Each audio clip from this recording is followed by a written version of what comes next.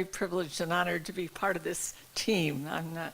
But we are excited to share with you. And from what we've been asked to do is basically to share with you from our experiences ways of reaching out and guiding elementary through high school students, particularly those who are what are termed at-risk schools.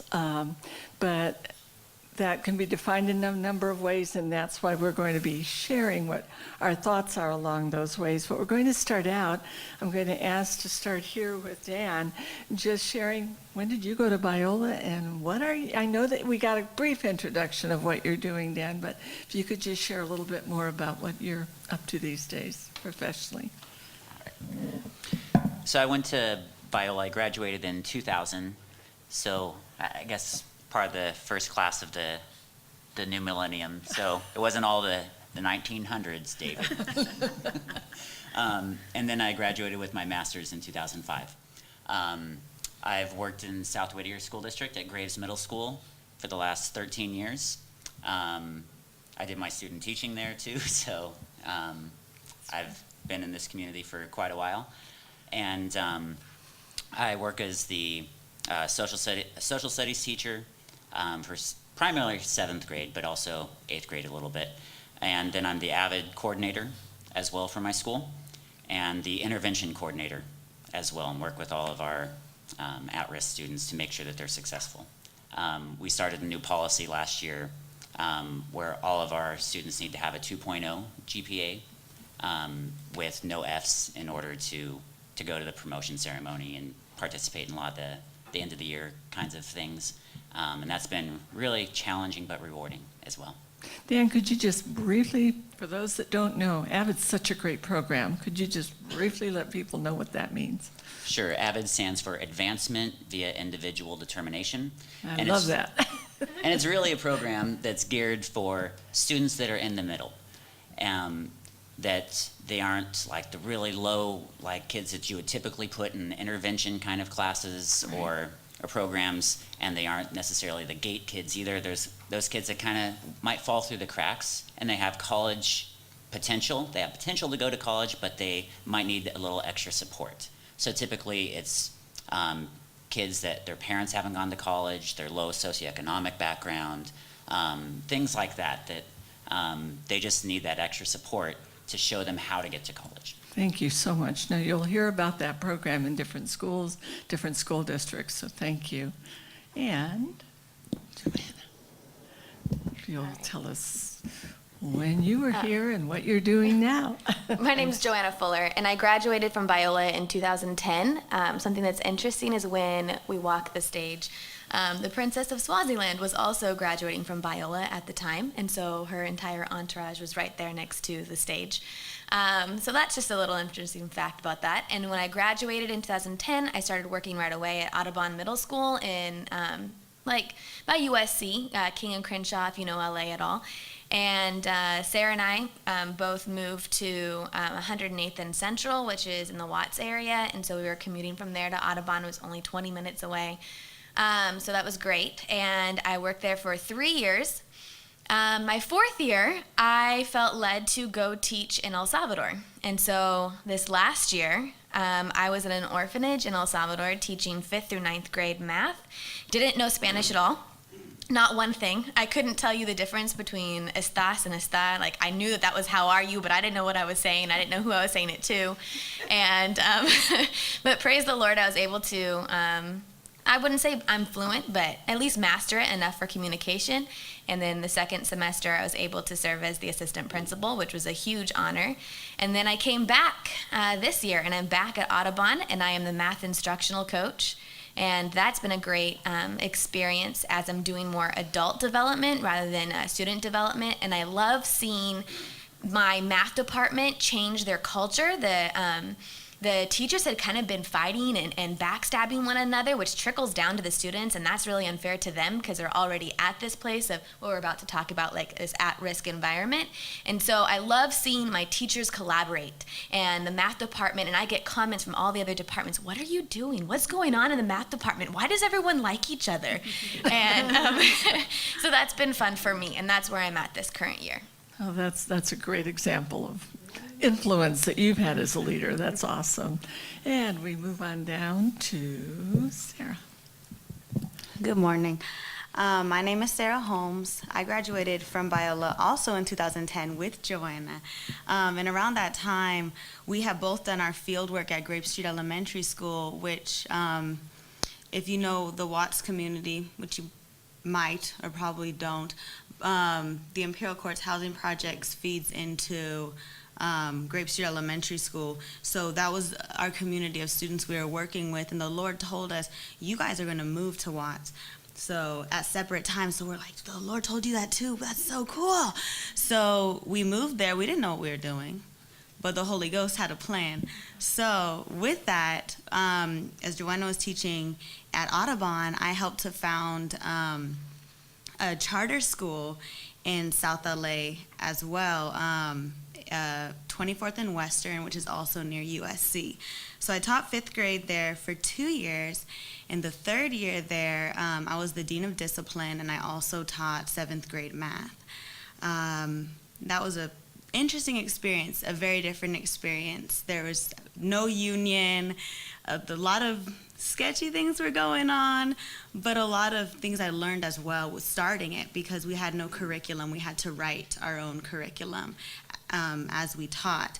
And then I had my first son, and then in 2013, last year, I worked for LA Unified as a teacher coach under a principal of an elementary school in South LA. And now I'm at home with my babies. That's awesome. Thank you so much, Joanna. And to our TK teacher, and she'll tell us what that is, Fatima. Yes. I'm Fatima van Hartingsveld, and I grew up in the inner city, and I was privileged to come to Biola University.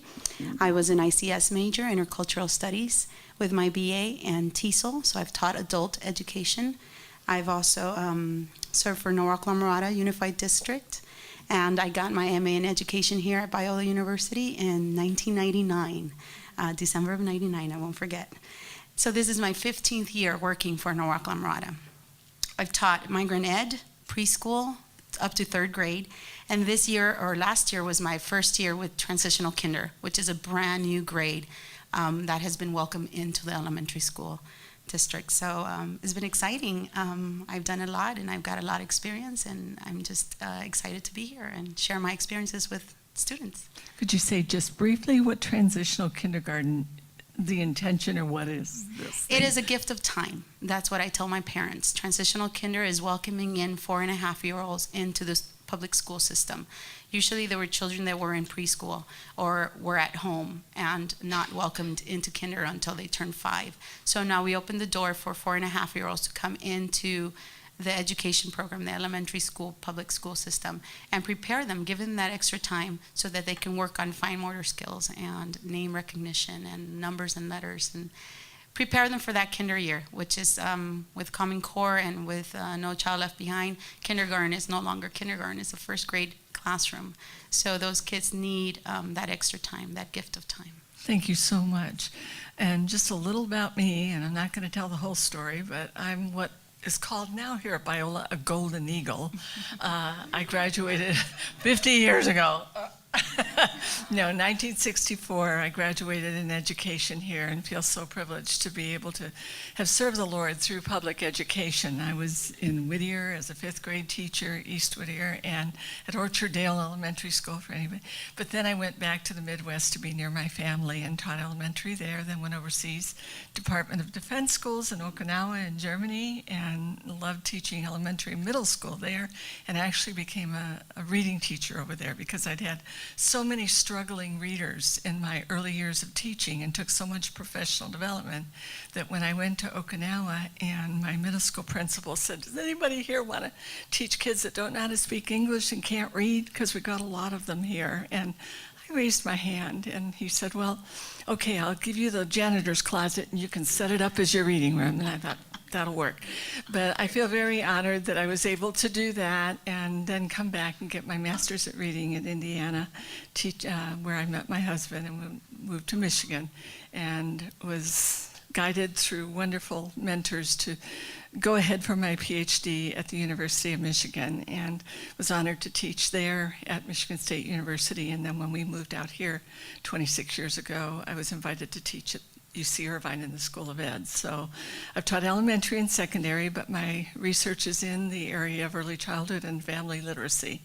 But my passion from preschool all the way, toddlers actually, all the way up through high school and middle school is just infinite. I'm just so thrilled to be here as a part of this team today and to discuss a topic that is so near and dear to my heart, and that is those students that are in challenging environments, but maybe not so challenging environments, but they're still at risk. And so one of the questions I'm going to throw out to the panel, the first thing, because we've been asked, and part of the title of what we're doing is basically looking at at-risk children and students in at-risk schools and how can we best support them. But I think we better look first at what are we talking about. So how would you define an at-risk school? And if you want within that context to share children within that, one at a time. I'm not going to go down the line again. I'd like those of you that are interested, just pull that mic forward, jump in, and then I won't go on to the next question unless you're ready. Okay, so who would like to start with just sharing with us? Anybody, or do I point my finger and say, would you start? How do you think? I can start. Thank you. In my opinion, I would define an at-risk school, or one of the factors, and there are so many factors that would define an at-risk school and different opinions of what an at-risk school is. But in my experiences, the at-risk schools that I've taught at have a lot of teachers who do lack the ability to educate the student population that they have. They might have good intentions, and I'm not saying they're terrible people and they just want to point their finger at the kids like, you can't learn. That's not the case necessarily. It might be a really awesome person, but for whatever reason, they lack the ability to educate the population. Maybe they don't understand or haven't grown up in that population, or they haven't learned enough about the community. So a lot of times they're doing their students, maybe unintentionally, but they're doing their students a disservice because they're coming in teaching them in a certain way, but that student doesn't learn that way, and that culture doesn't learn that way. So a lot of times there's harm happening because of the teachers. So I think teachers is one of the reasons that can make a school at risk and can make students not succeed to the level they could if they were taught by people who understood where they're coming from and how to maybe transform a curriculum into a way that is interesting and that challenges them and teaches them well. Thank you so much, Sarah. Joanna, Dan, Fatima? I'll add on to that. So I think that there's like two ideas of being at risk. Like there's a collective idea and there's like individual ideas of being at risk. So the collective ideas are the things that Sarah was talking about, like these factors that are coming in collectively at a school, things that it's hard if you just take one person out or you put one person in, it doesn't really seem to fix it because it's more of a collective community problem that's happening. It can definitely come in from the set of teachers, like she was talking about, that are coming into that school that are not highly qualified or they're not equipped for that community. And I think a lot of it comes in too with like the systemic issues that have changed a lot of our communities and that are not, I'm not going to put blame on the victim. I'm going to put blame a little bit on the system, but also on just, as a Christian, we know where that comes from. Where do systemic issues come from? This battle is not of flesh and blood, but this battle is of principalities, of rulers of this world, right? And so where is this coming from? There's a lot of issues that come into a community that create at-risk students. So that's going to be any student that has a single parent, or maybe they don't even have both of their parents in their household. Maybe they only have a grandmother that's raising them. There's this one girl that just came into my classroom and she left 2 days ago, and now I'm regretting that I didn't do more. She was at a 30-day group home because she came from another group home in Carson. And for some reason, she had to leave. There was a situation that happened, and so they had to take her out immediately within 24 hours and put her in a 30-day group home over by Audubon. And so she came into my classroom for the past probably 3 weeks, and I thought for sure I had another week with her. But she just left 2 days ago, and while she was there with me for 3 weeks, I realized that her skills are so low because she's been jumping from group home to group home. That's creating at risk.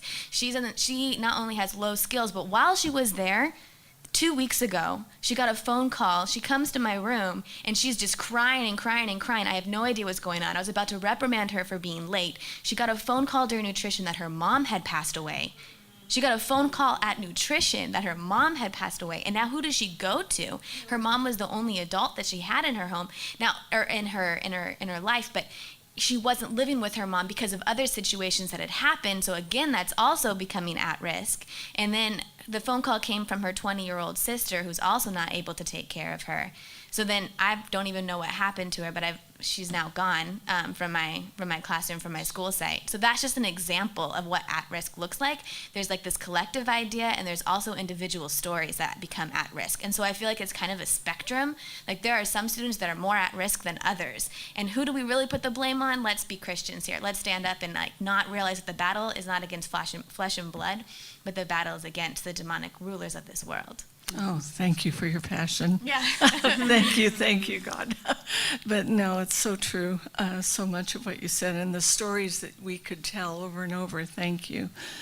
Fatima or Dan, could you jump in on your thoughts of at-risk school? Dan? I'll just add one thing to what Joanna said.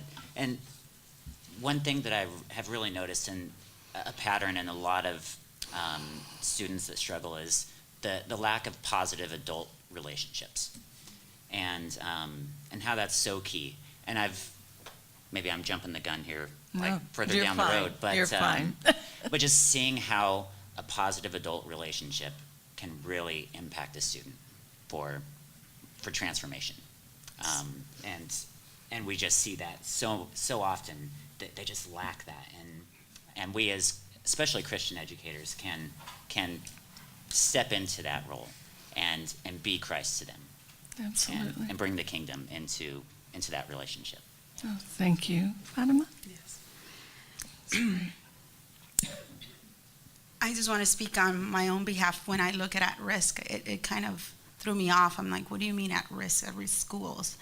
Because every school is at risk. Every school, every student is at risk. I grew up in the inner city. I was an immigrant from Nicaragua. My family was immigrants. They didn't speak the language. I was one of 8 children. So if you go down my own life, you see the list of at-risks. My father was shot and killed in the inner city.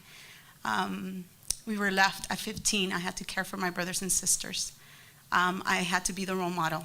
And yet, God was faithful.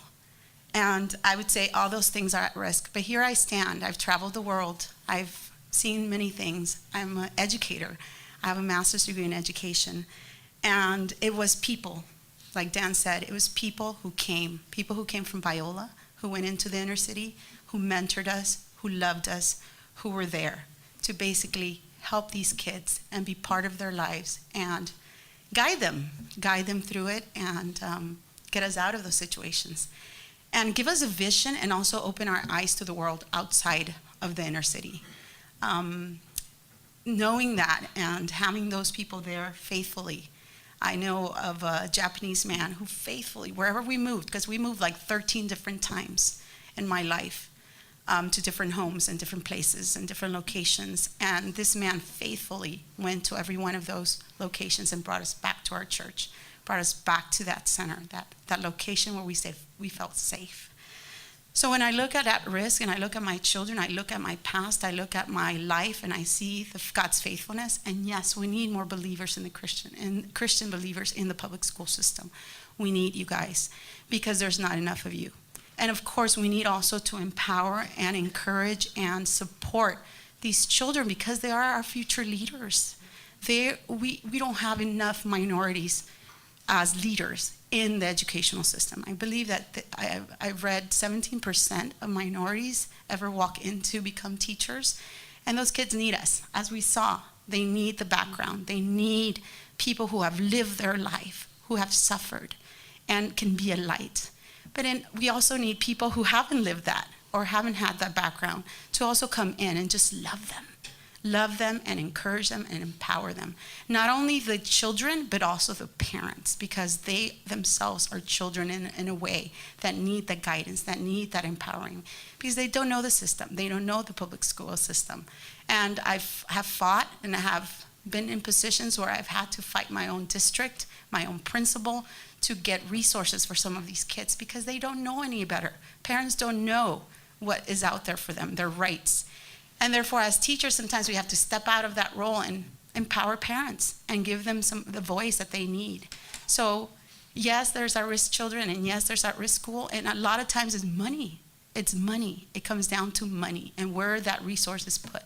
Right now I'm sitting in a classroom where my tiles are missing and I have no air conditioning, and I'm teaching 4.5-year-olds. And yet the superintendent sits in her office with air conditioning, and the office staff is sitting with 2 huge air conditioners, and yet the children are sitting in sweltering classrooms. So it is coming and being that advocate and empowering those parents to become advocates for their kids and make change. Thank you so much. I share your passion, and I also share your experience that I'm the oldest of 8 children. My mother was born in Mexico. She came here when she was 8 years old, and family, make a long story short, her father passed away when she was 7 years old, and he sent the 2 oldest sons of their 13 to the United States. And when he knew he was dying, he gathered the family around the bed, and they lived in Parral, Mexico, Chihuahua.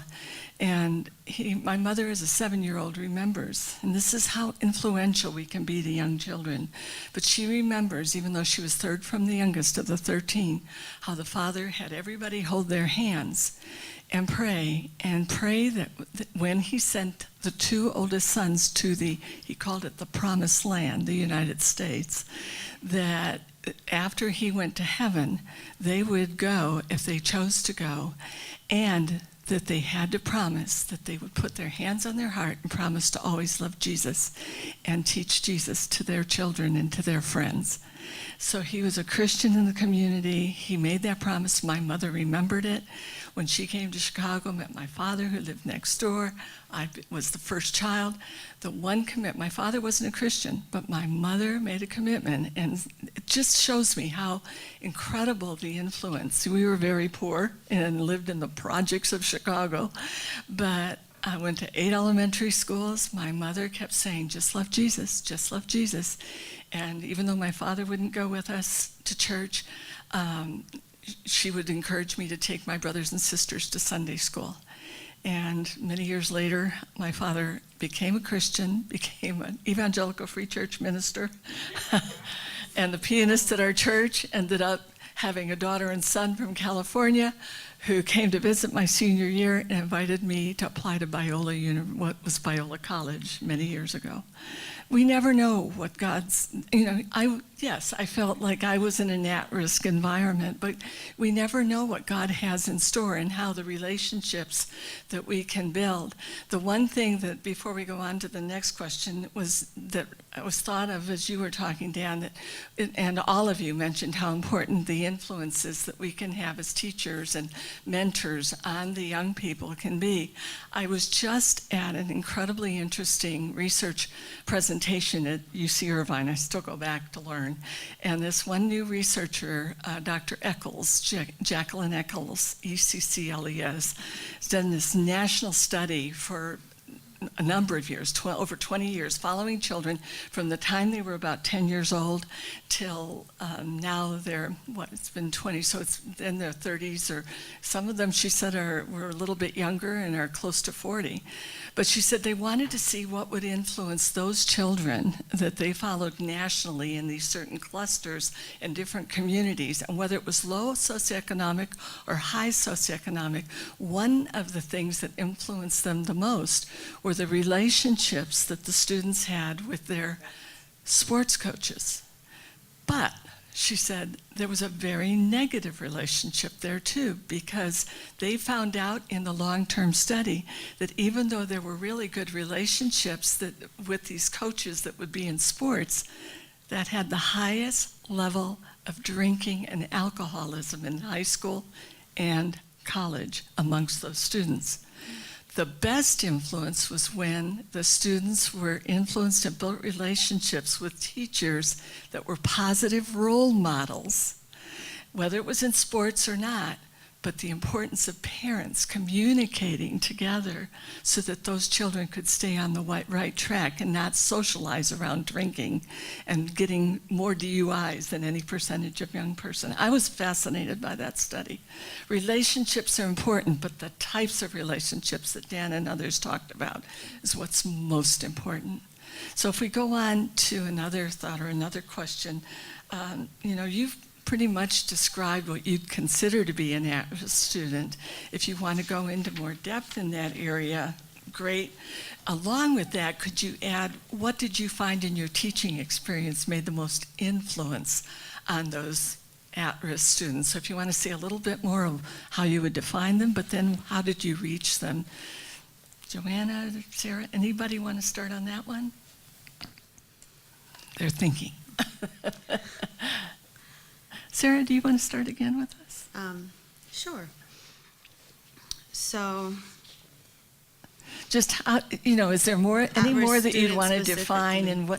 but what did you find? And I know that Joanna described something of what really made, so you described something that really made a difference in the young people that you taught, but if there's any other examples that any of you want to share, do you have any other examples of what really reached those at-risk students or how you would define them? Yeah, I think it's, when I went into teaching, I put a lot of pressure on myself, and I thought that I could make such a big change. And yes, you matter, you are awesome, but you are a person. And I learned that the Holy Spirit is power, and that is the power that we need to access, because that is the only power that can lead to change and long-term change. I had so many students. I remember 2 students, specifically 2 boys. I had them at Grave Street Elementary. They were great. They were awesome. They're funny kids. They listened. We did engaging activities. I loved them. We had good relationships. They did not act bad in my classroom. They got good grades. But to make it sustain past your classroom, that is a work of the Holy Spirit. Because what are you going to do? Sit with them in every single classroom to make them act good, to make them value education? Because at the end of the day, both of these boys went back into homes where the mindset was not education. So it's, even though that was my mindset, where are they spending the majority of their time in getting that pull from is from whatever community they're in, and whatever that community values, they will value, because those collective-minded demons, they're so strong that you can't go in and be like, well, I think this, so you're going to change forever. But you're a person, So I learned that the Holy Spirit made the difference, right? Both of these boys went on, I'm going to be honest, both these boys went on, they were arrested, they were kicked out of various schools, but they always attended our Bible studies. So the Holy Spirit would draw them back to us. And you'd see them, and it's the same kid. They might be years older, but it's the same kid with the same heart that comes in, like silly little Darius. Always come in with that silly laugh. He's the same kid. And the Holy Spirit drew him back to learn about Jesus. And that's not me. I don't have that tug, So I think what works is prayer, and what works is the Holy Spirit working on that student's heart to make that student step out of an entire community that thinks a certain way, so that they're going to stand separate and think the way that Jesus wants them to think. That's a big deal when there's nobody thinking in that way, right? And it has to be the power of the Holy Spirit. It can't be our power.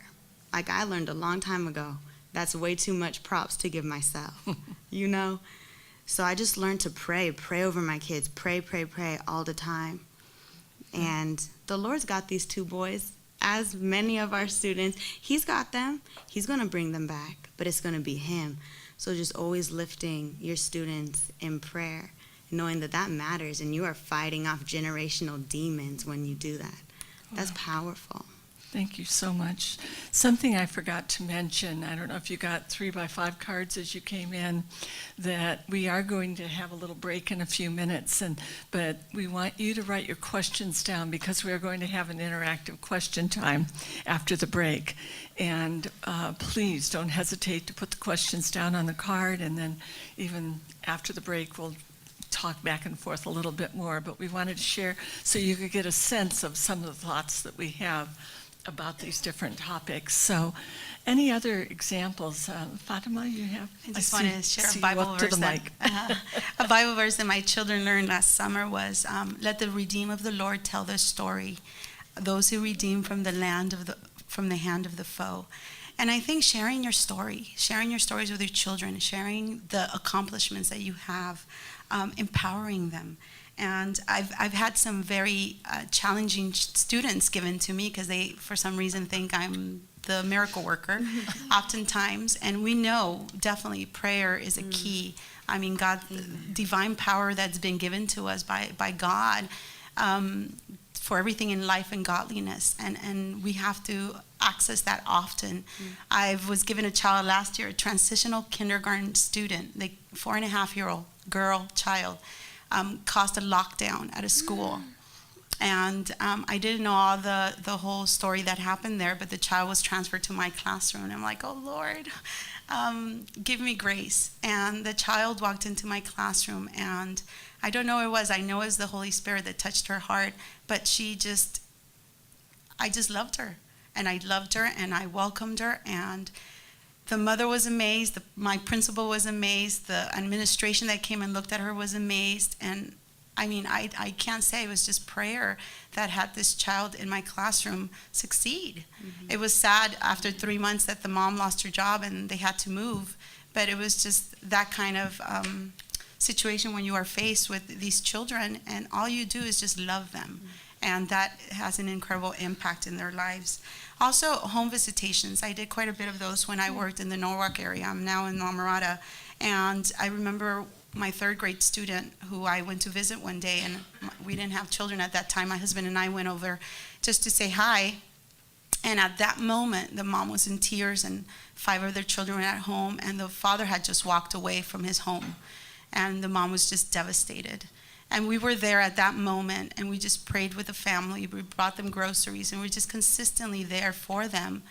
Then I moved after about some time. I moved away, and we weren't able to continue the contact. But one day I was at the district office, and a child ran to me. It's a 17-year-old by now. And she's like, Mrs. V, I've been looking for you. I've been searching for you. And she couldn't find me. And that day I happened to be there, and I was walking out, and she just caught me. And she just said, you were one of the best teachers, and I hold you dearly, and I looked for you, and I'm so glad I found you. She was in her senior year and had been accepted to UC Santa Barbara, and I was just so incredibly proud of her. And it was just those moments. She said, you came and you visited me. You came and you saw my family situation, and you were there. And it's those moments that you take just a few minutes of your time to go and reach out to these kids that makes an incredible impact. I had another family also in Norwalk. The mom came to me. Her husband had abused her that night and hurt her, and she didn't know where to go. And I took her to the counselor that we had on duty, and the counselor handed her a pamphlet. It was in English. The parent only spoke Spanish. And the pamphlet basically said that she needed to go to some shelter. And the shelters were in Santa Ana and Irvine, and there was no way she was going to make it there. And I was a 2nd-year teacher, and I said, well, I can try to drive you there and try to look for it. And I did. I drove her to those places, and it was like she had 5 children, and 3 of them were girls, and she's like, I can't let them stay here. And my husband and I had just bought our house, and it was empty, and we were just fixing it. And I said, why don't you just come and stay with us that night? And so they did. And one of my sister works for abused women, and she was able to find her a home the next day and get her out of that situation. The next day I had to go back to work, and on my door I had the father and the grandmother and this whole family looking for this family, and I had to basically lie and say, no, I don't know where they're at. And I felt like almost when the Gestapo was coming looking for the Jews and saying, no, I have no clue, I have no idea. But to this day, I have a relationship with this family. All the kids have graduated from high school except one who's ready to graduate this year. And just the impact that I've had just by reaching out and making those moments, and those children have done well. One point, the mom was deported, and they were left alone. Wow. And they were basically for 2 years taking care of each other. And one time they got in trouble, and they ran over to Mrs. V's house. They knew that where I lived, and so they came over to me and asked for help. I had to write a letter to a judge so that they would be able to release the mom. She was stationed somewhere in between Mexico and the U.S. And the principal and myself and a couple of other teachers wrote letters because this was a faithful mom. She was there for her kids, faithfully working with them and helping them. Eventually, she was able to return, and now they're back together working, and the last child's about to graduate from high school, hopefully this year. So That's great stories. Thank you so much. Dan, did I see you moving up to the mic earlier? Or Again? I thought he was doing it at the same time, honestly.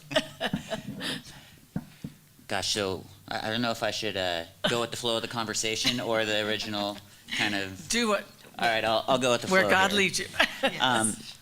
So just kind of going off that and thinking about, as an educator, we're hearing so much about relationships. And I'm struck by something actually that pastor said in my church a few weeks ago about what transforms us as people. And he used the acronym RAI, the I standing for information. And think about, were there any lectures or sermons that really transformed your life? Have there been any? And you might be able to think of one or two, possibly. And then he asked, what about experiences? How many experiences have you had that have transformed you and shaped you as a person? And you could probably think of a few more, numerous more. And then he asked, what about relationships? How many relationships have you had that have transformed you and impacted you as a person? And I think as educators, we feel our jobs sometimes, or what we're tasked to do, is more on the I part, the information part, and delivering content and information in an engaging way, in a way that our students are going to learn. And yes, that is important, and they need those skills in order to be successful. But I think as educators, you ask most educators why they got into the field, and it's to make a difference with kids and to be transformative in the lives of our students. And if we just focus on content delivery, even though that might be awesome, we're falling short of what our calling is as educators. And trying to focus more on those experiences and giving them having them relate to learning and love learning, and interacting with ideas as educators. That's fun for me to do. And then the relationships part, and we've heard so much about that, because that's going to be transformative. Because in 2 years from after we have our students, in 5 years, how much of the information are they really going to remember? Think about how much you remember from high school biology. I mean, or whatever high school class, right? Not that much, right? And so it's those relationships, it's those experiences that we have that transform us as people. And that's where I find just my calling. So I just love it, what God has called me to do as an educator in transforming hearts and minds. Thank you. We have about 5 minutes before break, so Joanna, would you jump in here? Close us off on this topic. And then I'll do a little closure, but I'd love to have you share, please. Okay. There was a class that I took here at Biola called Jesus' Life and Ministry, and I know that in the master's program there's also a class that's very similar to this, and it talks about how Jesus was actually a teacher, and that the way that he taught, we can emulate that in our classrooms. And so something that's uniquely different about, I think, pretty much everyone's story here is that their lives intersect with the students. It's not just in the classroom, but you're actually living in the community. And as we've heard this term before, but it's this idea of incarnational ministry where God decided, he's like, I want to be in relationship with humans, so I'm going to send my son as a human in order to have those human relationships. And so then it's this idea of us living inside of the communities that we are serving, because that right there is something that's completely different. Like how he's talking about content versus relationships. So Sarah right now is modeling with her family this unique love that probably a lot of kids aren't seeing in their homes. And so just by doing that, that's transforming other people's lives. My mother, who's currently sitting in the back, always has told me that behavior is caught, not taught. And it's the idea that, like, you know how you catch a virus? Like, you know, it's like whenever you're around somebody, you, like, catch that virus. So what if that virus was actually love? What if love became viral? And so how is it that our behavior that we have is actually transferring into our classrooms, transferring into our communities? Because it's not necessarily what I'm saying. I'm standing up there and I'm teaching math, yes.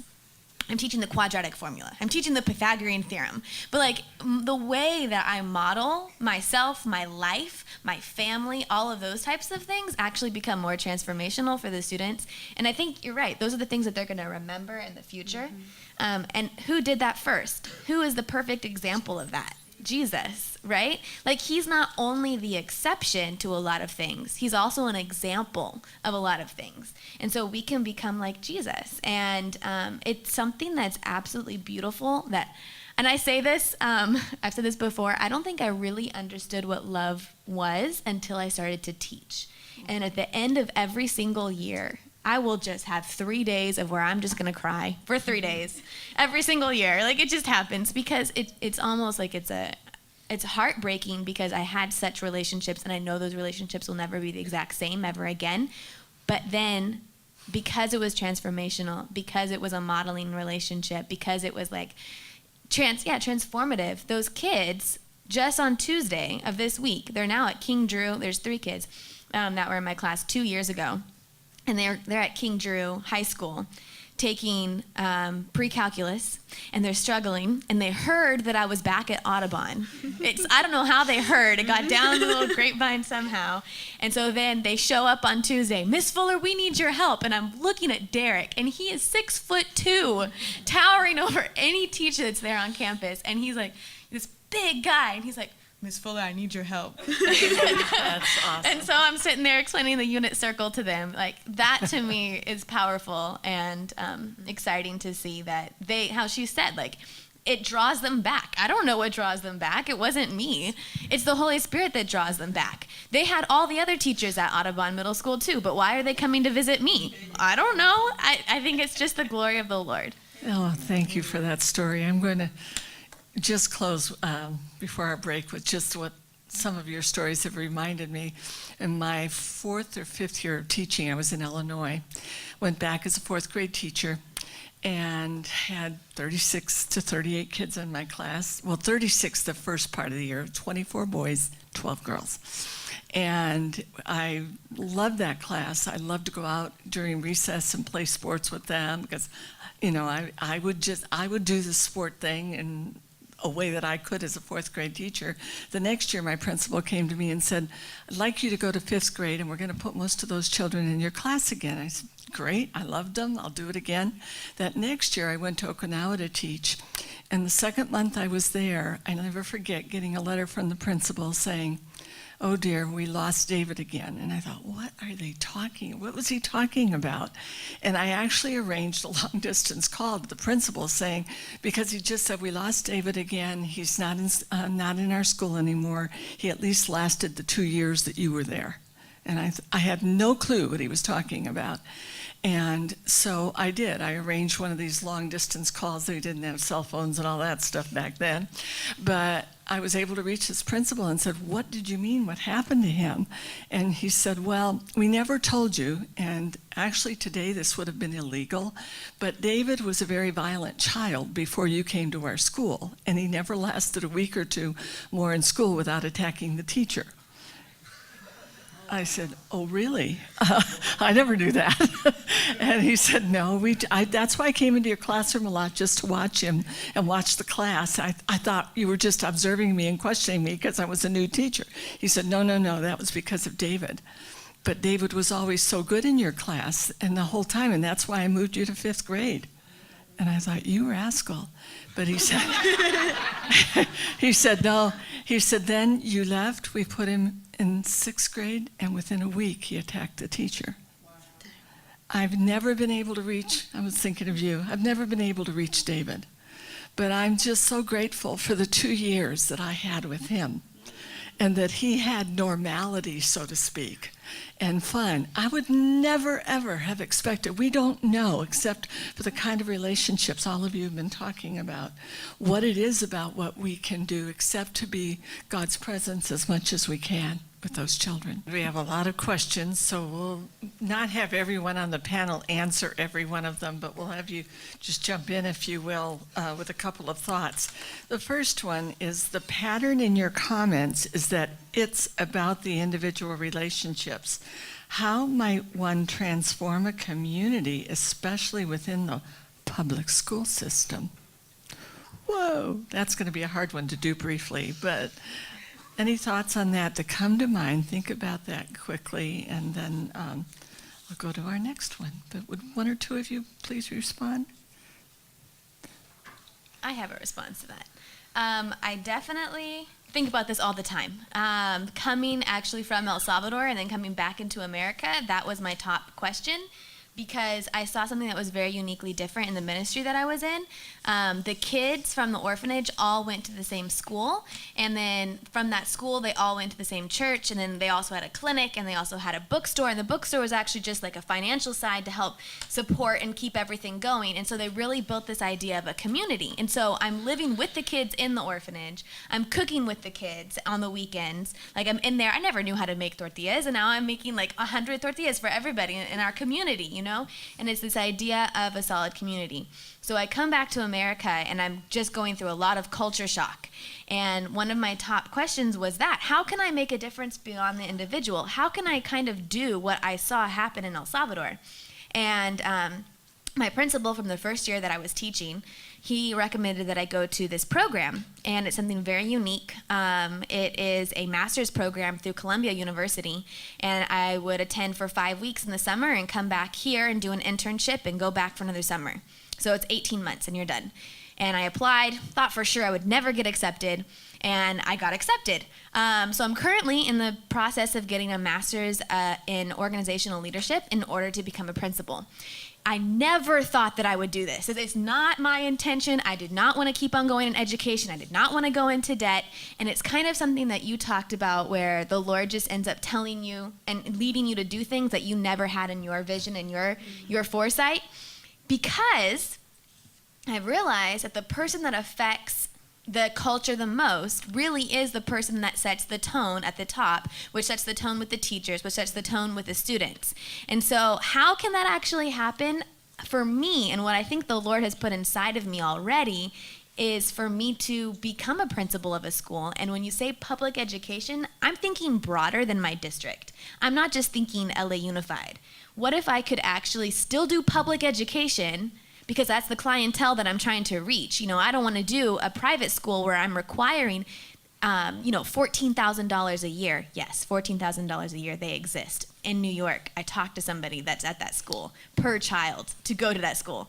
That's not the clientele that I'm trying to reach, but how could I do that? And so I feel like the Lord is going to lead me there step by step. And so how can you do that? I think that you do kind of have to put yourself in positions of leadership in order to reach a broader range of people. And when you're in that position of leadership, it's all about what is your culture, like not ethnic culture. What is your culture? How are you making a positive impact? How are you modeling Christ? How are you modeling love? And how does that trickle down to the students? And I think that, for me, is the answer. And I think that can look different for other people. Thank you. And Dan, you had a thought? Yeah, community is something that, especially I think in our individualistic culture, especially in Southern California, is very hard to create sometimes. Where we live in a car culture where, we live 30 minutes from our work to our home and things like that. So within a school, I feel very much a part of the community, even though I live 20 minutes away from it. And I think we've tried to intentionally do things to build community. One is that the students have to feel part of something. And so in our school, we have something called the Academy. It's an honors program, but it's not just for our GATE kids. It started really for any kid that wanted to challenge themselves and was willing to put in hard work. So we had kids that were basic in our Academy honors programs, and it really became a community where kids felt part of something special. And we do special field trips, have parent nights and barbecues and things like that, where the parents were involved, and we teach parents how to help support their kids. And then we do field trips where we'd invite parents. One of them that we do each year is I take the kids to Biola University. And before we go, we have a Road to College event where we invite high school counselors to come and talk about A through G and difference between a grant and a loan and scholarships. And we require, if kids want to go on the field trip, because we get to eat in the caf, so that's like the famous thing is, all you can eat Slurpees and soft serve and all those things. And we require kids, if you want to go on this, your parents have to come to this event. And then we invite the parents to come to Biola as well, because most of our kids, their parents haven't been to college. So to get them exposed to what it takes for them to help their kids get to college in that system. And so trying to be very intentional, one, for creating community for our kids, that they feel part of something special, but then inviting parents into that as well. That's great. Thank you. Can I go on? Because the next question is so linked to parents, which is what you entered into this. And it's with so many parents not involved in their children's education, what are some suggestions to get them engaged? And I'm going to start a little bit with an experience I had, so more of you just jump in. But this comes very close to home for me because I told you I was the oldest of 8, my mother born in Mexico, my father from Pennsylvania, we lived in Chicago. My mother never once attended one of our parent conferences while I was growing up. I assumed she was home taking care of the kids, and that's why she chose not to. Even when I was older and could babysit, I kept asking, well, don't you want to go and I'll watch the kids? Will you go? No, I'll stay home. My mother graduated with honors from a high school in Chicago. I want you to know how well she did as she went through the schools. But it wasn't until I was teaching for a number of years that we were at a Thanksgiving dinner, all of the family around the dinner table and talking about how the kids were doing and grandchildren were doing about 25, 30 years ago. And I said, Mom, why didn't you ever want to come to our parent conferences? You never came to one of them. Here's my mother, graduated from high school with honors in Chicago, said to us, I didn't want to embarrass you. I thought, embarrass us? Here she knew I thought she knew the system, but she said, no, I knew how to be a student. I didn't know that I could help my children at home, and I didn't want to embarrass you and go ask silly questions at the parent conference. That's made me so committed to family literacy and working with families to help them see learning's part of everyday life. And that's why in Santa Ana and Compton and other districts where I've gone in other communities, I'm so committed to helping parents see that helping and supporting their children is a part of a partnership between the schools and the community, and those of us there. And it just thrills me when in Santa Ana about 10 years ago, we started a program I call Everyday Literacy for Families. Usually whenever there were family literacy events, it would be the parents that would come. And we started by saying, no, parents and children come together so children and parents can do the activities together. And it has worked wonders. It's been really wonderful. I've seen it in Newport, Costa Mesa. They've grown it in Garden Grove. Other districts took it before I left UCI. And so it's involving, engaging parents and empowering them and helping them feel a partner and not isolated as my mother did. Any of your thoughts about how we can involve parents? I think in my experiences, teaching, most parents would not come to those events. Like, you could sit alone for a really long time waiting for a parent to come. And that's normal. And it shouldn't be normal. But what I decided to do was, if they're not going to come to me, I'll just go to them. Because I figure there's something going on, right? There's something going on, maybe spiritual. Maybe that parent doesn't know to value education because of their background. You know, maybe they didn't get that education and they're embarrassed or something, you know? So I would make myself a part of families. Sometimes it worked, sometimes it didn't, you know? Because some parents welcome that and sometimes it's not as welcome. But I think for the times that the parent did welcome me in, we still have those relationships where they'll say, oh, you're family, just drop off your kid anytime. Let's just hang out, let's do this. The more that I started to form relationships with the parents and doing the home visits that you talked about, you have to, because then they don't know you care about them. You know, once that started happening, then you start seeing parents show up in your classroom. Then you start seeing more of a level of commitment, because they might not understand yet to be committed to education, but they understand that you love them, so then they understand to be committed to you. And through that, starting to build the conversations about education, about that importance.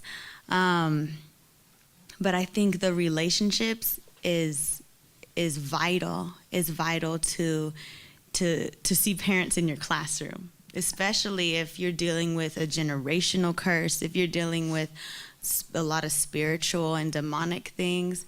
Sometimes you have to face it head on in authority that the Lord's given us, because he's given us authority, and face it head on and say, hey, could we sit down and talk? Let me come to you. Where are you this afternoon? You know, and starting to build that, and then to the point where you can start having Bible studies with parents and all that. The thing that you're reminding me of is that when I was in Detroit before we moved out here, and I did a family literacy night, and the thing that we continued and I learned from in Santa Ana was to always have the parents communicate with other parents when they experience something. We'd start out with 5 or 10 at our parent literacy nights, but as they saw what it was to them, we packed out the info, you know, the room. But this one time in Detroit that's most memorable for me was when I was asked to speak, and we only had about 5 or 10 parents show up in the morning. It was an all-day workshop, and I thought, oh boy, you know, it's going to be tough for this small group. Then we fed them lunch, and after lunch we had about 45 to 50 parents there, and I thought, where did they all come from? And so I in the morning, I had told them stories. I used slides of my children as their children when they were babies and how they did everyday literacy.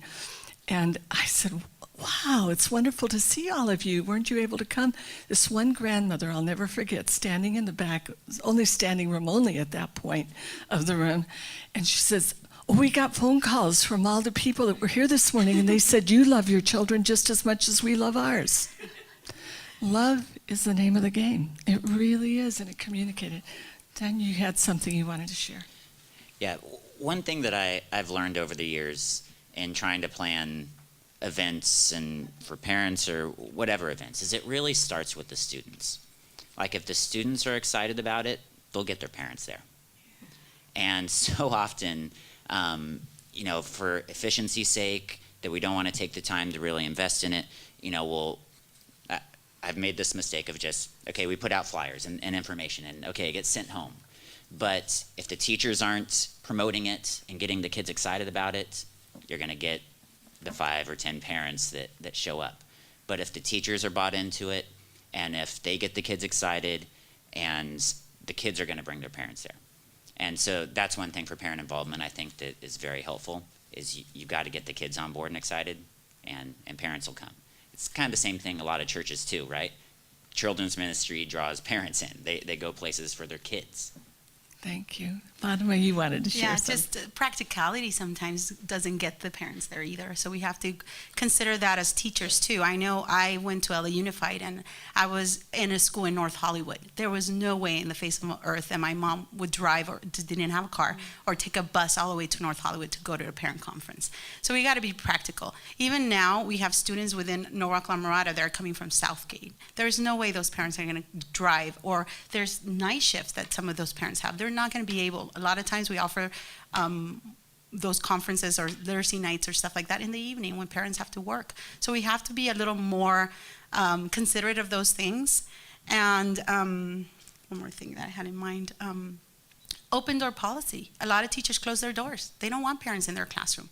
So we need to have an open door policy where parents can come in anytime and be able to be welcomed. So that's another issue too, that a lot of teachers, they're that individual, this is my classroom and I don't want anybody else in here. Have an open door policy where parents can come at any time. At the lower grades in TK, parent involvement is crucial. We need the parents. Even for resources, this year I asked, I needed paper, I needed this, I needed that, and we're bombarding parents with so much. But you know what? I put my need out there, and before I know it, there's a parent who works for a tissue company. He brought me boxes of tissue. There's a parent that works for a paper company. He's got me 3 or 4 reams of paper every day. So resources, they're incredible resources. They might not be there to sit down and have a conference with you, but if you let them know your need, they will be there, and they will provide the need for their child. Another thing is a mentality that, they're in poverty, they don't have a lot of education, they really don't care about education. That's not true. They bring their children however far it needs to be. I know my parents, we woke up at 4 a.m. to take a bus, to take us, the public transportation, to take us to the school bus that finally picked us up at 7 a.m. so that we can get to school by 8 o'clock. I mean, there was a lot of involvement there, a lot of encouragement, a lot of, support from our parents to get us up early, 4 a.m, so that we could be at 8 o'clock in the morning in North Hollywood, so that we can have a better education. I went to a zoo magnet biological magnet school. It was one of the best schools. I think that prepared me for college. It prepared me for a lot of things. But it took that sacrifice of getting up at 5 a.m. with my parents so that they could drive us, take us to the bus because we didn't have a car. Take us to the bus so we could get to the bus, the school bus, so that we can get there on time. So it's not that they don't value education. They value it. They know that that's the key to getting out of poverty. Thank you. I'm going to go to the next question, which is currently in the news, relevant and intense. Shooting experiences across USA and public schools is a worrying trend. How do you deal with effects of these cases in light of your own school? I know when I started at my first school, we had counselors in the school in elementary level. Now we have no counselors in the elementary level. And we got kids coming with different kinds of trauma already. So we need counselors back into the elementary school system. I think that would be one thing. And I know that Biola had an active shooter training this week, and we never even get that in our elementary schools. I think it would be good to get some training in that so that we can be prepared for any situation like that. It's sad that we have to be prepared for that, but because of what's happening. Any other thoughts? That's a point. I'm just thinking, and I'm not in a school right now, but just preparation, anticipation, and how do you do it without worrying everybody? That's the challenge. But yet you want them to be able to be alert. As I listen to the children from yesterday's experience in Marysville, Washington, I think how wise the young people were to be alert and to get under tables and to run out, and how tragic, it was of a young man that was very popular and probably didn't have the relationships that all of you have talked about that are so incredibly important. So and I'm going to go on to the next then. What specific steps can you take to help our at-risk kids academically? I know I'm switching here, but I thought it'll do a good switch. Can I speak real quick on that? When I started my ICS degree in TESOL, I wanted to teach adults. I just love the ministry to the immigrants, and teaching them English was a big deal in the 90s with Amnesty coming around. So I thought my heart is with adult education, and then I thought, well, I need to get a credential to be able to teach in the public school system or at Yeah, in any school. So then I came back and decided to go and get my MA in education. And I didn't think I would ever go into elementary ed. And as I taught third grade, I loved it. And I thought, that's my grade forever. And little by little, people kept seeing my strengths was with the little guys. And now I'm a transitional kinder teacher, and I never would have dreamed to have been there. But I think that's the door, I think, for the rest of the years. And I'm there, and I'm using what God's given me and the skills that the Lord's endowed on me to make a difference and an impact. And it starts there at the beginning with these 4-year-olds. So it's encouraging and exciting and wonderful that I get this opportunity to start them out in their educational endeavors and their journey. Thank you. Dan, you were going to share. Sure. Well, this is you can go, that's a very deep question. Yes, it is. And there's so many academic agree. needs, right? I know one thing the last few years that we've really tried to change about the culture of our school is addressing a fixed mindset versus a growth mindset, based on the work of people like Carol Dweck. The idea being a fixed mindset, you either believe you're born smart or you're not. And so then what's the point? If you don't believe you're smart, what's the point of even trying? And if you're smart and you just believe you're smart, if you do fail, what does that say about you now? That you're not smart. So really trying to ingrain that in the minds of our kids, regardless of if they're, advanced or below basic, if they're long-term English learners or whatever. And I think that's been pretty powerful for our kids, like this idea that if you work hard, you can become smarter. And I think that we're starting to see some benefits of that. Some other things with our long-term English learners. They're one of our biggest at-risk populations. And just in California, it's across the state. And they're historically, don't meet those academic markers for success. So one of the things we started this year is Avid has a new program called Avid Excel that focuses on those long-term English learners, kids that have been here since kindergarten or have been born here, but their parents speak Spanish, and they get stuck at like intermediate level of English, and then they don't progress. And so we started this program called Avid Excel. I mentioned before Avid a little bit. So Avid Excel is targeting those long-term English learners and getting them to accelerate and break that plateau so that they can go on and be successful in high school, in college prep classes, and go to college. There's a few more, but I'll let other people talk too. Well, I wanted to share very quickly something that you just brought to my mind, and then if you ladies want to jump in before our next question. But as these children that are at risk are struggling academically, one of the things that I had believed before I had children, but felt more strongly about after I had our 3 children, was a motto I'd always had called stress a strength, nurture a need. I used it, when I taught and all of that. But when God gave us identical twin sons that were as opposite as any 2 kids could ever be, with Jeffrey getting in trouble in school, talking too much, well, what was his strength? Communication and speaking.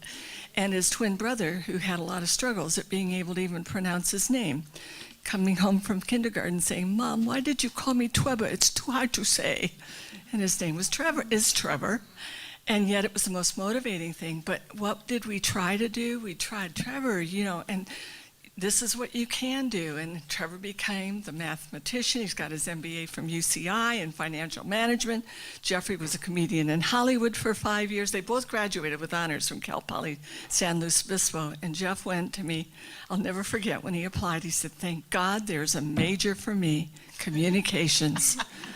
And he was so happy because he could perform there and he could score well, but none of that was there for him through elementary, middle school, and high school, except when he was in high school and could be the leader of all of the cheer squads and things like that.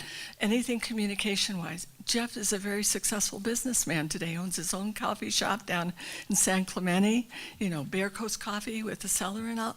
Why is he so successful? Communications. It's just amazing to me how God will use those things.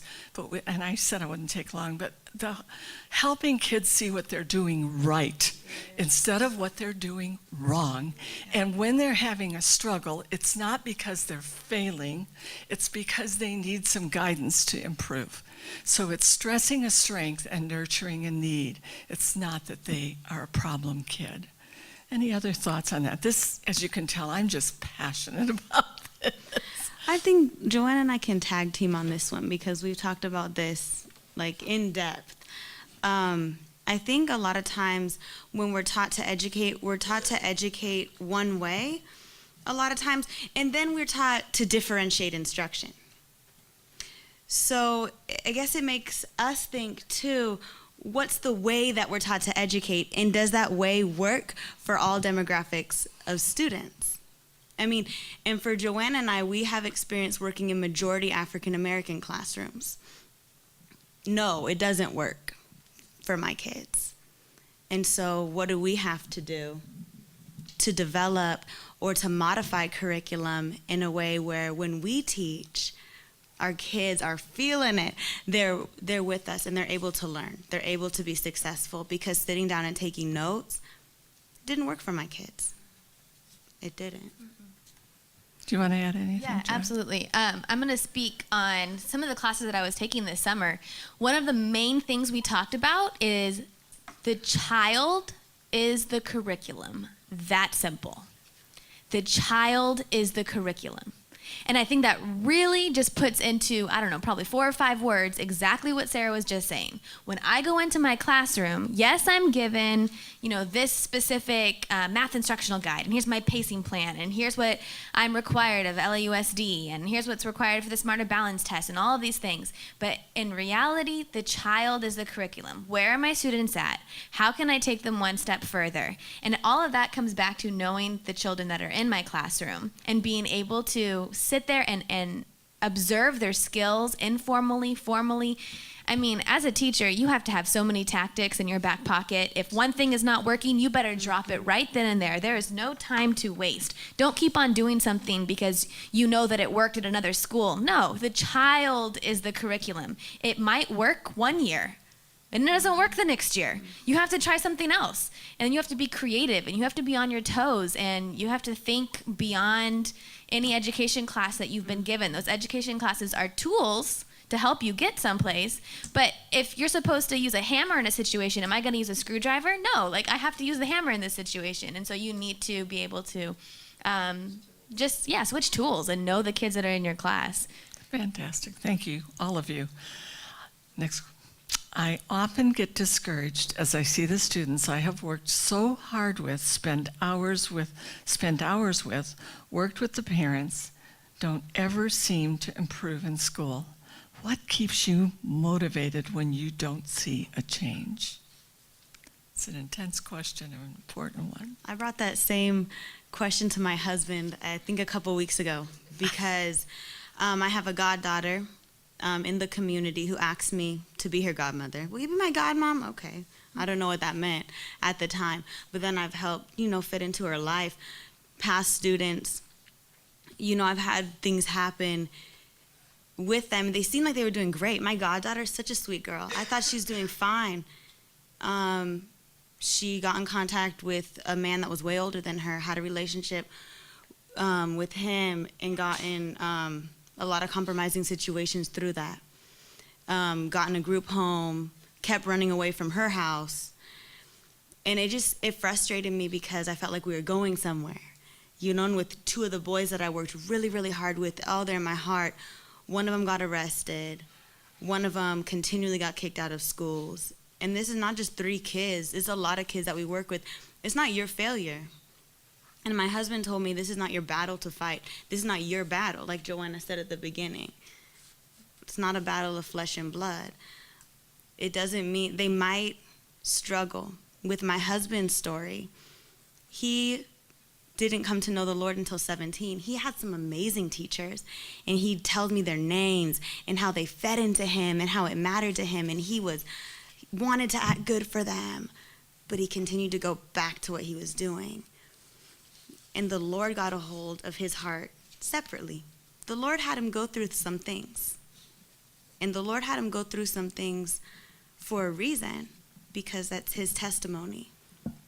And I know that he uses the things that he's been through to mentor the youth that we work with.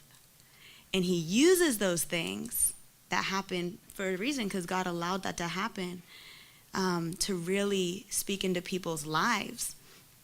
And so, yeah, that kid might go through something, but you got to let them loose to the Lord. And you need to say, Lord, this is your child. You made this child. Your will is that everyone will come to know you. You want them to come to know you. But Lord, if they need to go through some things, some kids are more hard-headed than others. They need to go through it sometimes for the Lord to snap his finger and say, hey, don't you see what's going on?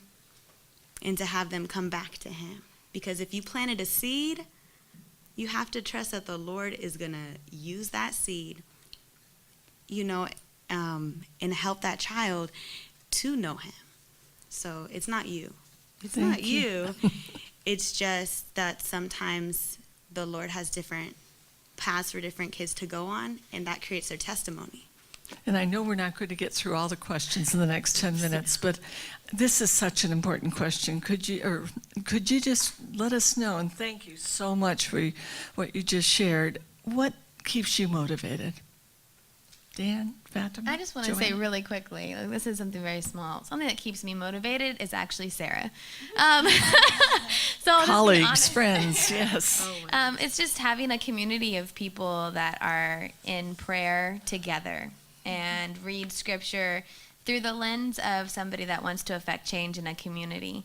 I mean, so many people like pick and choose parts of the Bible that you want to highlight or parts of the Bible you want to cut out, but like having somebody that can keep me grounded in Jesus's picture holistically of what his mission and vision was for his people and why he came to the world and why he created, like, what is the kingdom of God? And so just having those conversations with Sarah specifically and her husband and like just having a fellowship, that keeps me grounded and motivated to keep doing things, especially it's very frustrating sometimes. Thank It's very you. difficult. Dan, and then Fatima? Yeah, I think just realizing that you're part of a larger narrative, that looking at, okay, God, what are you doing here? Because God is in the process of making all things new and reconciling all things to himself. And where can I join in that story? And that's what brings me hope, because it's ultimately, like we've said, it's not about me. It's about what Jesus is doing. And I feel very privileged that I get to join in his story and making all things new. Yes, same thing. Also, just making the most of that opportunity when you have that child. You do your best and you pour into that child whatever it is that God's giving you for that moment, because you're going to have to let them go. And eventually, just like children, you let them go and you trust that God will do what he will do in their lives. And definitely colleagues. I have one of my teacher friends here, so I'm so excited. Colleagues, and then the word of God and just prayer, because it is a tough battle. You're almost every day. And sometimes I wrestle with God himself saying, Lord, why am I even here? And wrestling with God and seeing him through all those different, his faithfulness through all those different battles. You see, wow, yeah, God has a purpose and a plan for this that is greater and bigger that I don't understand. We're just a piece of that puzzle, but we don't know. So true. I've got to tell very quickly that the biggest challenge I had was when I was at UCI. One of my students, a secondary student, had gone to the student newspaper because I had gone into Santa Ana where he was wearing gang attire to school. And the principal had called me and said, you've got to come out. He won't take it off. He keeps wearing his. So I went in, told him, I'm moving you to another junior high because I was in charge of the secondary program. And you have 1 week to change. Well, before he even got there, I got a call on Monday morning from my dean and said, are you aware you're in the front page of the UCI newspaper? And there's a protest against you on campus tonight. I thought, okay. He had lied totally, told them that I was against Hispanics and that the Hispanic union in that area or something was organizing this protest. What kept me motivated a lot of prayer, a lot of family support, and dear friends, all the things you've just mentioned. I never thought God would send me a dear friend named Mary Roosevelt, who's the daughter-in-law of Franklin Roosevelt, who was teaching me with me there on campus. She sat by my side at that protest in the back of the room to see what they would say about me, and eventually everything worked out because she walked with me up to introduce myself after the protest, after the anger, to introduce myself to these Hispanic leaders and tell them who I was. So it is, friends. It's amazing. I never knew I would have the daughter-in-law of a president standing by my side in such a challenging situation. So what keeps us motivated? God, prayer, and all those things. It's amazing. So I know that wasn't a short answer, but we got just a few more minutes. Is that okay? This is quick. Sarah, please elaborate briefly on generational demons and what you meant by that. What I mean by generational demons is it's not just what one kid struggles with themselves. For example, you could say like a demon of anger, right? A demon that's afflicting that child of anger. Sometimes it's just that one demon that's afflicting that child. Sometimes it's a stronger demon where if you look down that person's generation, you can see a lot of men that might have had the same struggle, right? So it's something that's not necessarily just that child, but it might be something like a familial curse. It might be something that's followed that family for a long time. For whatever reason, maybe someone a long time ago opened themselves to be attacked in a certain way. That was never dealt with. And that person had children. Those children struggle with the same thing. That they had children, and those children struggle with the same thing. So a lot of the work that we do in our Bible study too is working with those generational curses and telling our kids it can stop with you, because you might look down and say, but they dealt with that, that person was in jail, that person was in jail, that person was in jail. So look, I'm just following what's going on in my family line. But no, because Jesus is in the business of breaking chains. So just making that aware to our kids that we work with, Jesus can break those chains. You don't have to do it just because that was your history or someone in your family dealt with that, grandma dealt with that, great-grandma dealt with that. Thank you. Yeah. And very briefly, I was asked, what is illegal this day from the experience I had with that violent child?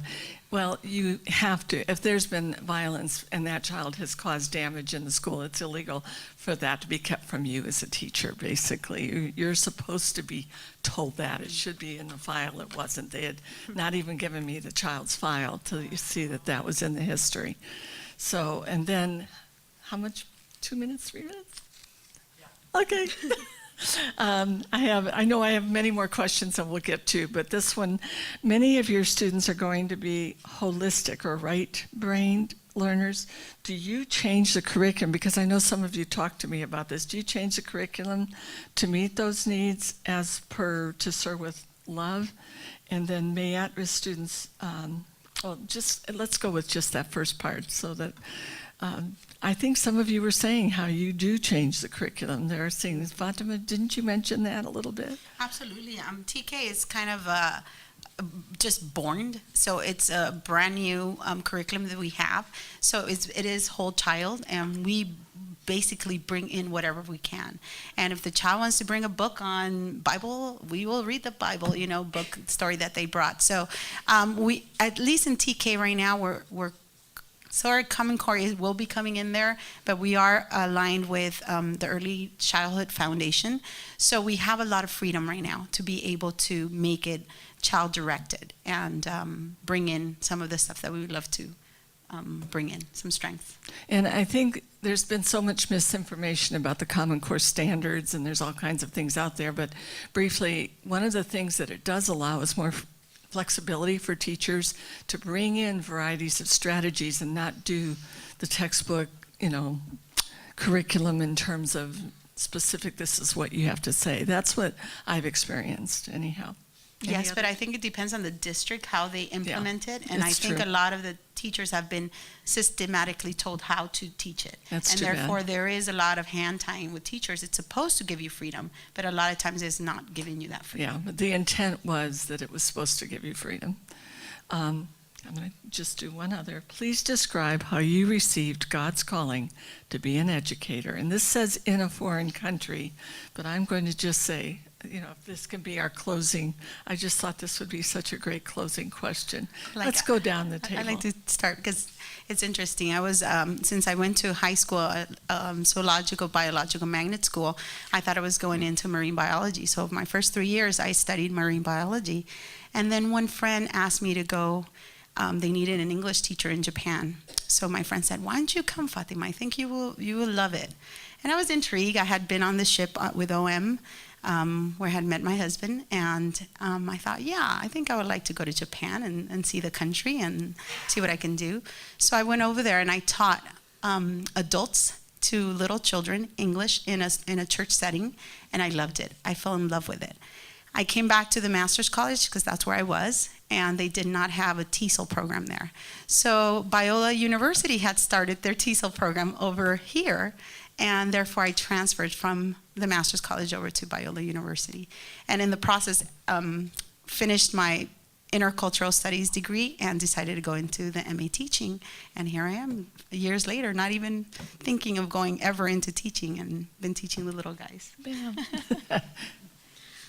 I was actually an opera singer before I entered Biola. So I was a trained opera singer and a competitive musician, and I did not want to teach because kids were annoying to me.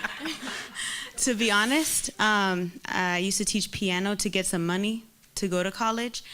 Gosh, they drove me nuts, I remember.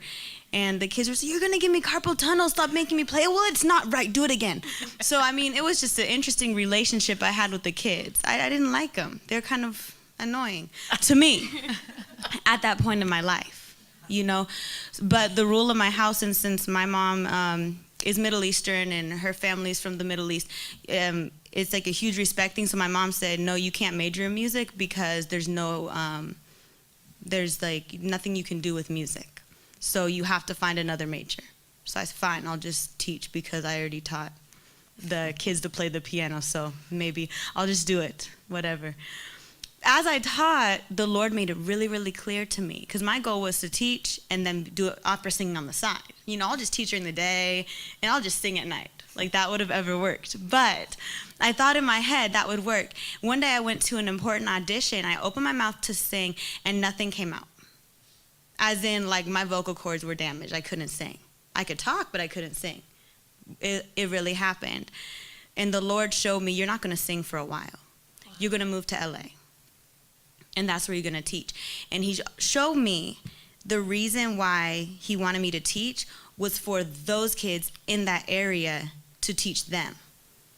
It's not just, I didn't have a passion in my heart to teach everybody. The Lord really showed me, you're going to teach just that group of kids. That's why you're going to be a teacher for their lives. And so Joanne and I moved over. We moved to Watts together, lived there for a couple years. I got married, and we still live over there because it was more of the community the Lord called me to, and the method of accessing the children was through education. Thank you. Something that's interesting about that part of our story is that we knew we were supposed to go to Watts. We both had received that calling from the Lord, like very specific. And so we printed out a map of Watts. We put it into a notebook. This is our senior year in college, and we knew we were going to live there, and we couldn't find a home, and we literally drove up and down every single street of Watts, crossing them off as we drove them, called every single home that was for rent, every single one. And the doors were just shut, shut, shut, shut, shut. We were like, okay, well, we thought we had received the calling from the Lord to go. And I graduated on a Saturday.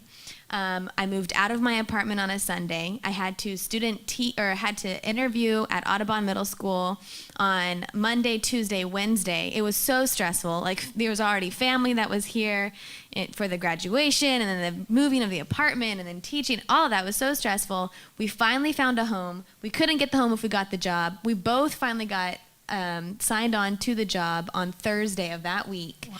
And then we called the guy on Friday and we got the house. And it was the only house that was available.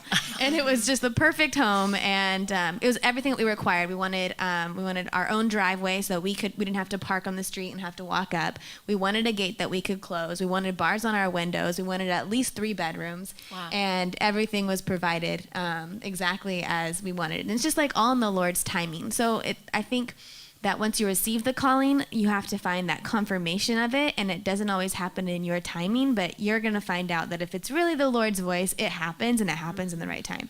Thank you. Dan. I wish I had a great story of epiphany or revelation or something like that. That's not necessarily the case. I decided, well, I like history, so I guess I could be a history teacher. But I will say that the more that I have taught, the more that I have felt called by God. I got placed as a student teacher in a middle school, and I don't think anyone ever comes out of college saying, I want to be a middle school teacher. It's either elementary or college, right?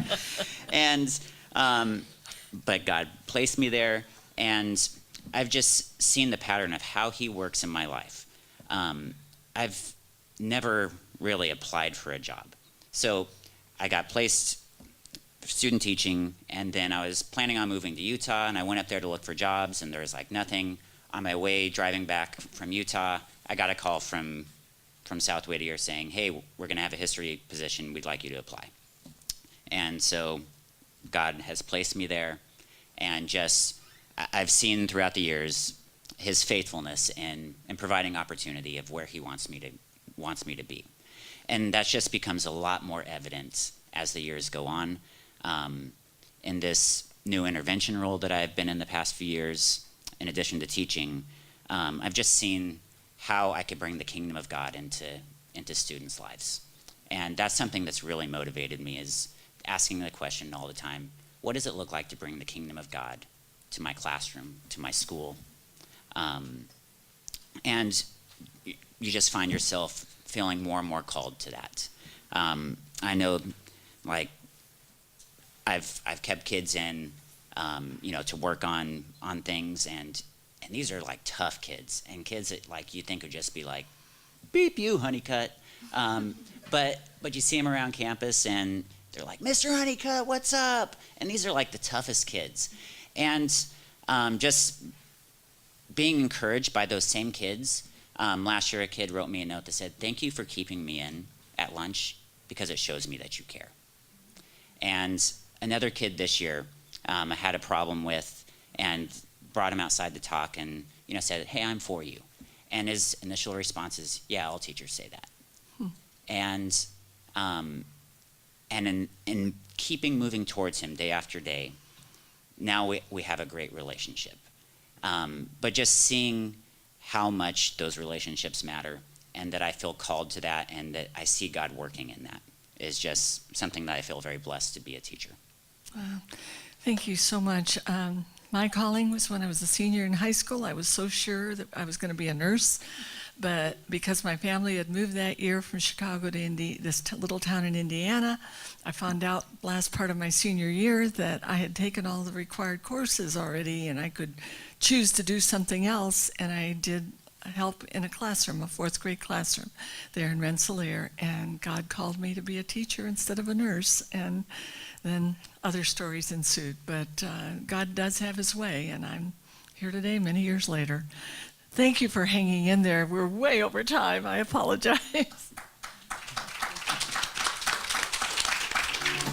We hope you enjoyed this message. Biola University offers a variety of biblically centered degree programs, ranging from business to ministry to the arts and sciences. Learn more at biola.edu.